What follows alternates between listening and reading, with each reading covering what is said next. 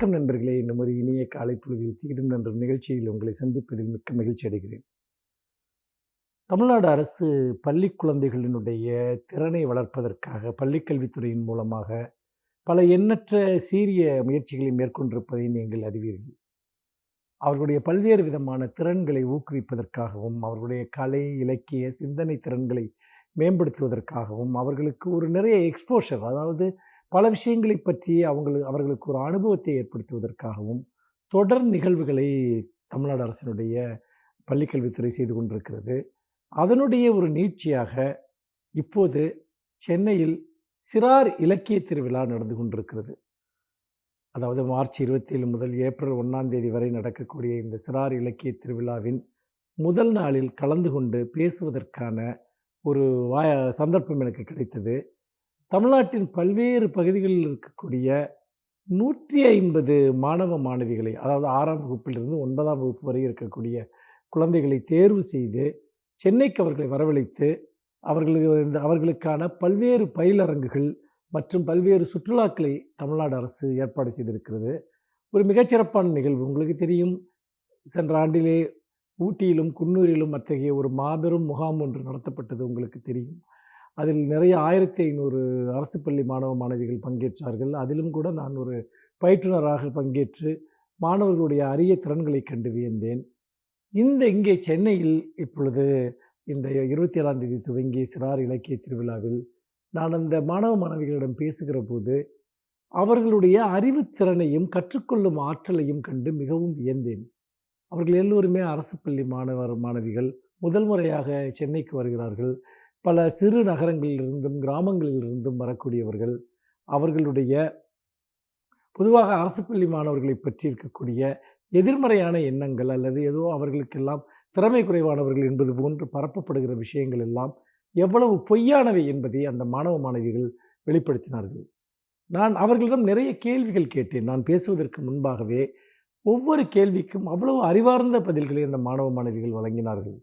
அதாவது உதாரணத்திற்கு சொல்ல வேண்டுமென்றால், நீங்கள் இலக்கியம் படிப்பதனால் என்ன பயன் என்று நான் ஒரு கேள்வியை அவர்களிடம் கேட்டபோது, ஒரு மாணவி 8ஆம் வகுப்பு படிக்கக்கூடிய ஒரு மாணவி எழுந்து நின்று சொன்னார், இலக்கியம் நம்முடைய வாழ்க்கை பார்வையை மாற்றுகிறது, சிந்திக்கிற முறையை மாற்றுகிறது, நமக்கு புதிய சிந்தனைகளை கொடுக்கிறது என்று சொன்னார். உண்மையில் நான் வியந்து போனேன். இவ்வளவு ஆழமான ஒரு பதிலை ஒரு சிறுமியிடமிருந்து நான் எதிர்பார்க்கவில்லை. இது ஒரு உதாரணம் தான். இன்னும் எண்ணற்ற உதாரணங்களை அந்த நிகழ்வில் என்னால் பார்க்க முடிந்தது. அப்படி என்று சொன்னால், நம்முடைய அரசு பள்ளி மாணவ மாணவிகள் அவர்களை பொறுத்தவரைக்கும் ஒரு மிகச்சிறந்த ஒரு சிந்தனை திறனும் படைப்பாற்றலும் கொண்டவர்களாக அவர்கள் இந்த ஆட்சி காலத்தில் அவர்கள் உருவாக்கப்பட்டு வருகிறார்கள். நிறைய தொடர்ந்து இது போன்ற நிகழ்வுகளில் பங்கேற்பதன் மூலமாக எழுத்து திறமை, பேச்சு திறமை, புதிய கலை இலக்கியங்கள் பற்றிய விழிப்புணர்ச்சி, சமூகத்தோடு தொடர்பு, சமூக பொறுப்புணர்வு என பல விதங்களிலும் மாணவர்களுடைய ஆளுமை உருவாக்கப்படுவதை கண்கூடாக பார்க்க முடிந்தது. இது உண்மையிலேயே தமிழ்நாட்டின் ஒரு மிகப்பெரிய அளவிற்கு இளைய சமுதாயத்தினுடைய எண்ணங்களை வடிவமைப்பதற்கும் ஒரு மிகச்சிறந்த மனிதவளம் மிக்க ஒரு தலைமுறையாக, சமூக பொறுப்பும் கலை உணர்வும் கொண்ட ஒரு தலைமுறையாக இன்றைக்கு மாணவ மாணவிகளை வளர்த்தெடுப்பதற்கான இந்த முயற்சியின் ஒரு பகுதியாக இந்த சிறார் இலக்கிய திருவிழா, இப்போது நடந்து கொண்டிருக்கக்கூடிய இந்த சிறார் இலக்கிய திருவிழா ஒரு மிகப்பெரிய வெற்றியை நோக்கி சென்று கொண்டிருக்கிறது என்று சொல்லலாம். நிச்சயமாக இந்த ஆண்டு முழுக்க நடக்கப் போகிற இது போன்ற நிகழ்வுகள் தமிழ்நாடு முழுக்க இருக்கக்கூடிய அரசு பள்ளி மாணவ மாணவிகளிடையே ஒரு பெரும் விழிப்புணர்ச்சியை ஏற்படுத்தப் போகிறது. அரசு பள்ளியில் படிப்பதை ஒரு அரிய வாய்ப்பு என்று எல்லோரும் நினைக்கக்கூடிய ஒரு சூழல் உருவாகி வருகிறது. மீண்டும் இன்னும் ஒரு புதிய சிந்தனையோடு உங்களை சந்திக்கிறேன். நன்றி, வணக்கம்.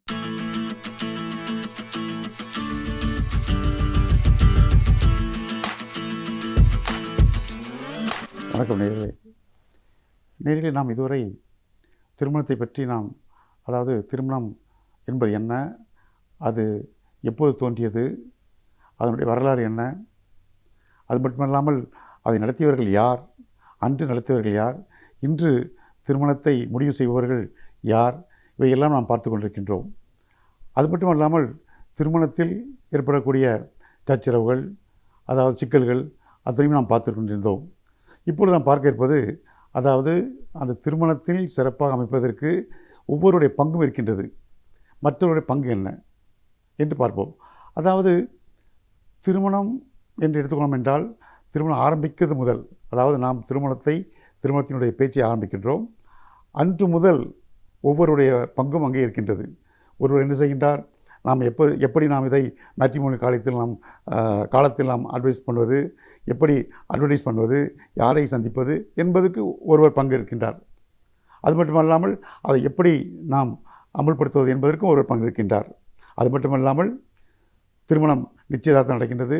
அதன் பிறகு திருமணம் வரும்பொழுது அது திருமணத்தை சிறப்பாக அமைப்பதற்கு நடத்துவதற்கு அங்கும் சில பேர் பங்கேற்கின்றார்கள்.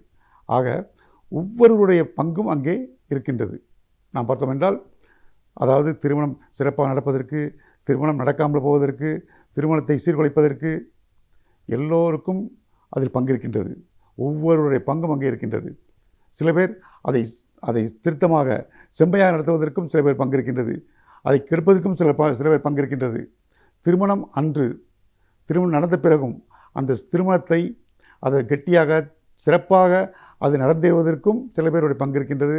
அது நடக்காமல் போவதற்கும் சில பேர் பங்கிருக்கின்றது. ஆக ஒவ்வொருவருடைய பங்கும் அங்கே இருக்கின்றது. இருந்தாலும் எவ்வளோ ஒவ்வொரு பங்கு இருக்கணும்.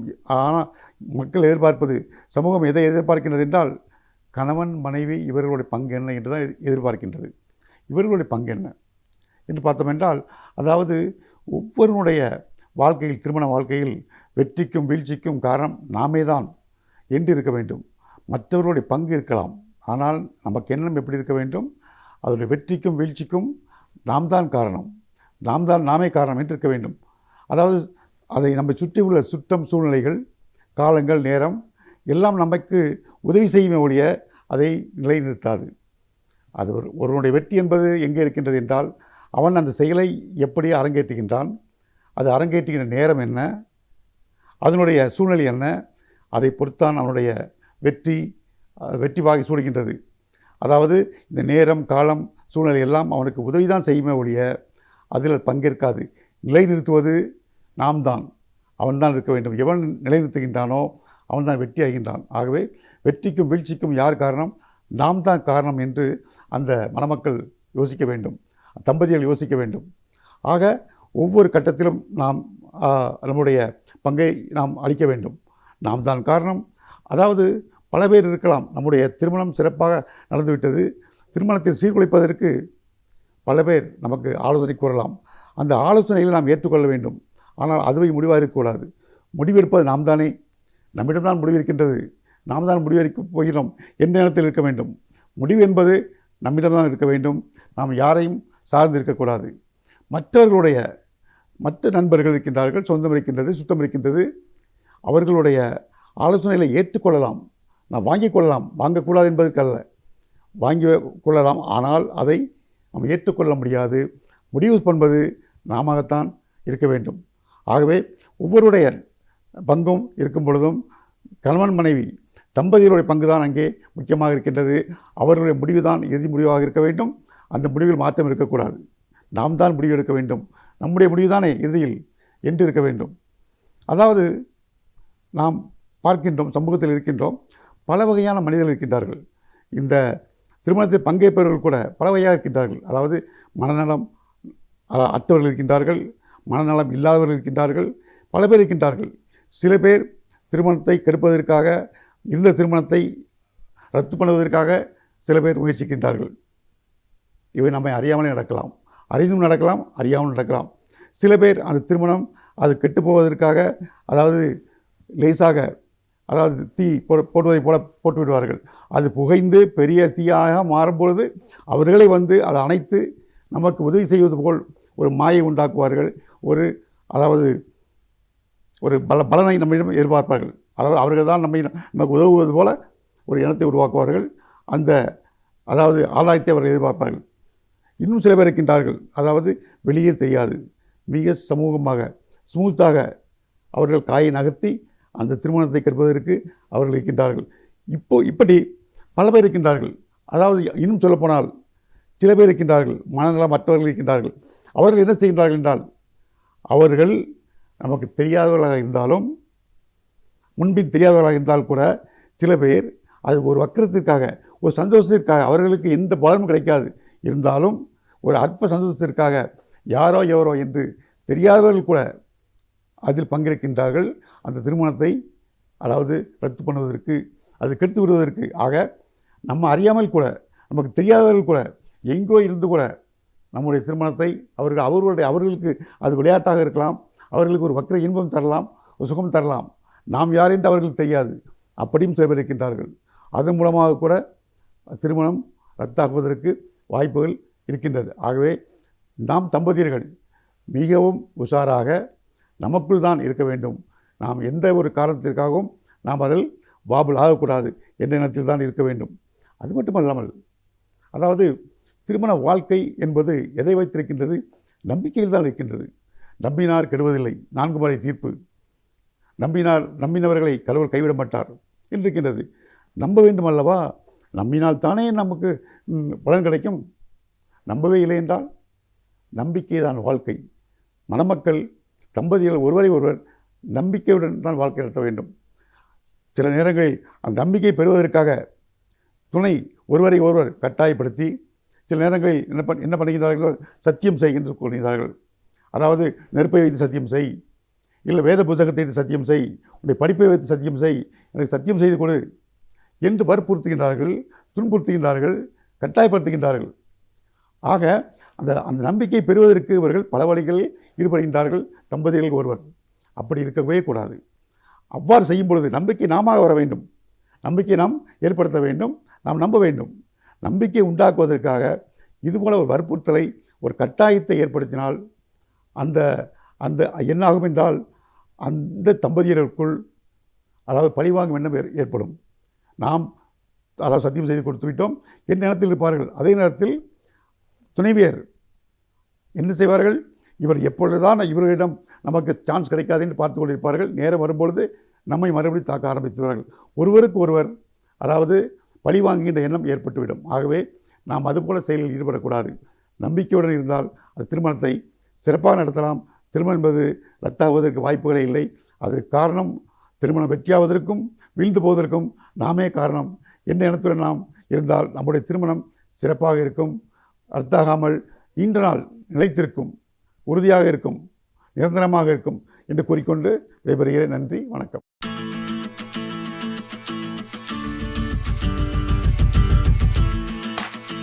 அனைவருக்கும் என் அன்பு வணக்கம். நன்றி என்கிற சொல்லுக்கும் நன்றி பாராட்டுதல் என்கிற சொல்லுக்கும் இடையில் ஏதேனும் வேறுபாடு உண்டா என்று எண்ணி பார்த்தால் ஒரு நுட்பமான வேறுபாடு இருக்கிறது. நாம் பல இடங்களில் பார்க்கிறோம். மேடைகளில் நாங்கள் நன்றி சொல்லிக் கொள்ளுகிறோம் என்று கூறுகிறவர்களும் உண்டு, நன்றி பாராட்டி அமைகிறேன் என்று பேசுகிறவர்களும் உண்டு. நன்றி பாராட்டுதல் என்பது நன்றி கூறுதல் என்பதற்கான ஒரு மாற்று தொடர் என்று தான் நாம் கருதுகிறோம். அப்படி இல்லை, இரண்டுக்கும் வேறுபாடு இருக்கிறது. நன்றி சொல்வது என்றால் தனக்கு யார் உதவி செய்தார்களோ அவர்களுக்கு நாம் நம்முடைய நன்றியை தெரிவித்துக் கொள்வது, அவ்வளவுதான். நன்றி பாராட்டுவது என்றால் உதவி செய்தவனுக்கு நன்றி சொல்வதோடு நிறுத்தி கொள்வதல்ல, அந்த நன்றியை பாராட்டுவது. அந்த நன்றியை எப்படி பாராட்ட முடியும்? வேறொன்றுமல்ல, இன்றைக்கு நாம் ஒருவரின் மூலமாக உதவி பெற்றோம், அந்த உதவிக்கு நன்றி சொல்லிவிட்டோம், அதோடு முடிந்து விட்டது என்பதல்ல. நாம் எப்படி உதவியை பெற்றோமோ அப்படி பிற்காலத்தில் யாருக்கு உதவி தேவைப்படுகிறதோ அவர்களுக்கு நம்மால் முடிந்த உதவியை செய்வது தான் நன்றி பாராட்டுவது. உதவியை பெற்றுக்கொள்வது, அதற்கு நன்றியாக இருப்பது என்பதனுடைய சிறப்பு எங்கே இருக்கிறது என்றால் நாமும் பிறருக்கு உதவுவதிலே தான் அது இருக்கிறது. அதுதான் இந்த இயல்பான உலகத்தினுடைய தொடர் ஓட்டத்தினுடைய முறை. இந்த வாழ்க்கை என்பதே ஒரு தொடர் ஓட்டம்தான். வேண்டுமானால் எளிமையாக நாம் இப்படி பார்க்கலாம். நம் பெற்றோர்கள் நம்மை படிக்க வைத்தார்கள். அதற்கு மாற்றாக நாம் என்ன செய்தோம்? அவர்களுக்கு எப்படி நன்றி பாராட்டினோம் என்றால், மீண்டும் பெற்றோர்களை நாம் படிக்க வைக்கவில்லை, அப்படி வைக்கவும் முடியாது. பெற்றோர்கள் நம்மை படிக்க வைத்தார்கள், நாம் நம் பிள்ளைகளை படிக்க வைத்தோம், அவர்கள் பிள்ளைகளை படிக்க வைத்தார்கள். இந்த தொடர் சங்கிலி போன்ற இந்த வாழ்க்கை ஓட்டம்தான் நன்றி பாராட்டுதல். பெற்ற உதவியை மற்றவர்களுக்கும் செய்வது. எப்படி நமக்கு உதவி தேவை இருந்ததோ அப்படி மற்றவர்களுக்கும் உதவி தேவை இருக்கிறது. யாருக்கெல்லாம் உதவி தேவையாக இருக்கும்? உலகத்தில் இருக்கிற அத்தனை பேருக்கும் மற்றவர்களின் உதவி தேவைப்படும். மற்றவர்களின் உதவி இல்லாமல் நம்மால் ஒரு நாளும் இந்த உலகத்தில் வாழ முடியாது, இந்த உலகத்திற்கு வந்திருக்கவும் முடியாது. பெற்றோர்களால் உலகத்துக்கு வந்தோம். ஒவ்வொரு அசைவிலும் அங்குலத்திலும் நாம் அடுத்தவர்களின் உதவியை பெற்றே வளர்ந்தோம். இன்னொருவரின் கைபிடித்து நடந்தோம். இன்னொருவரால் மொழி கற்றோம். இன்னொருவரால் வேலைகளை பெற்றோம். இப்படி தொடர்ந்து எல்லோருடைய உதவிகளாலும் தான் ஒவ்வொருவரும் வாழ்ந்து கொண்டிருக்கிறோம். சில பேர் சொல்லுவார்கள், தேநீர் அருந்தி கொண்டு பேசி கொண்டிருக்கிற நேரத்தில், யாருடைய தயவும் எனக்கு தேவையில்லை என்று வீராப்பு பேசுகிறவர்களை நாம் பார்த்திருக்கிறோம். அவர்கள் உலக நடைமுறையை அறியாதவர்கள் அல்லது உணராதவர்கள் என்று சொல்ல வேண்டும். யாருடைய தயவும் எனக்கு தேவையில்லை என்று சொல்லுகிறவன் கையிலே வைத்திருக்கிற தேநீர் கோழையை மட்டும் நாம் கணக்கில் எடுத்துக்கொண்டால் அதற்கு எத்தனை பேருடைய உதவி தேவைப்பட்டிருக்கிறது என்பதை நாம் புரிந்து கொள்ளலாம். அவர்கள் குடிக்கிற அந்த தேநீரில் இருக்கிற தண்ணீர் எங்கிருந்து வந்தது, கலக்கப்பட்ட தேயிலை எங்கிருந்து வந்தது, உள்ளே இருக்கிற பால் எங்கிருந்து வந்தது, கலக்கப்பட்ட சர்க்கரை எப்படி வந்தது, ஒவ்வொன்றும் சில நேரங்களில் ஒவ்வொரு நாட்டிலிருந்து வருகிறது, பக்கத்து ஊரிலிருந்து கூட அல்ல. எல்லாம் ஒரு இடத்தில் உற்பத்தி ஆவதில்லை, ஒரு இடத்தில் உருவாக்கப்படுவதில்லை. பல்வேறு இடங்களிலிருந்து, சில நேரங்களில் பல்வேறு நாடுகளிலிருந்து கூட அது வருகிறது. பிறகு அந்த தேநீரை கொண்டு வருகிற அந்த கோப்பை, அதை வந்து தருகிற ஒருவரினுடைய உதவி, அதை தயாரிக்கிறவரினுடைய பணி, இவ்வளவும் சேர்ந்திருக்கிறது. ஒரு குவளை தேநீருக்குள் உலகத்தில் இத்தனை செய்திகள் அடங்குமானால் நம் வாழ்வின் ஒவ்வொரு நிகழ்விலும் ஒவ்வொரு அசைவிலும் எத்தனை பேருடைய உதவி இருக்கிறது என்று பார்க்க வேண்டும். நாம் அணிந்திருக்கிற இந்த ஆடையை உருவாக்குவதற்கு எத்தனை மானுட உழைப்பு தேவைப்பட்டிருக்கும், எத்தனை பேருடைய உதவி தேவைப்பட்டிருக்கும். எல்லாவற்றையும் நாம் ஒருவராக நமக்கு வேண்டியதை உலகத்தில் செய்து கொள்ளவே முடியாது. அப்படி இந்த உலக அமைப்பு இல்லவே இல்லை. ஒவ்வொரு மனிதனும் எத்தனையோ மனிதர்களால், உதவிகளால், இயற்கையின் உதவியால் தான் வாழ்ந்து கொண்டிருக்கிறோம் என்று சொன்னால், அந்த உதவியை நாமும் மற்றவர்களுக்கு செய்வது என்பதுதான் அடிப்படையான பண்பாடு. அதுதான் நன்றி பாராட்டுதல் என்று பொருள். நாம் எப்போதும் மிக கவனமாக ஒன்றை எடுத்துக்கொள்ள வேண்டும். உதவி செய்தவர்களுக்கு உண்மையாக இருக்க வேண்டும். நாமும் அவர்களைப் போல மற்றவர்களுக்கு உதவி செய்ய வேண்டும். எனவே நாம் நன்றி சொல்கிறவர்களாக மட்டுமில்லாமல் நன்றி பாராட்டுகிறவர்களாகவும் இருக்க வேண்டும்.